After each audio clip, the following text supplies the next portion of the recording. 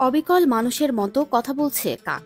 অবিশ্বাস্য মনে হলেও সম্প্রতি এমনই এক ঘটনার সাক্ষী হয়েছে ভারতের মহারাষ্ট্রের পালঘর।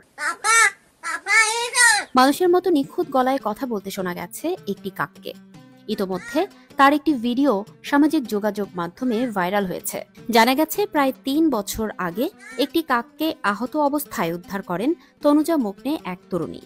এরপর কাকটিকে লালন পালন করেন তিনি। তবে পরিবারের সবাইকে চমকে দিয়ে কয়েক মাসের মধ্যেই অদ্ভুতভাবে মানুষের মতো করে কথা বলতে শুরু করে কাকটি। স্থানীয়দের মধ্যে পাখিটিকে নিয়ে আলোচনা শুরু হয়ে যায়। কাকটি অলৌকিক বলেও গুজব ওঠে। তবে সেসব কথায় কান না দিয়ে কাকটিকে নিজেদের কাছেই রাখে তনুজার পরিবার।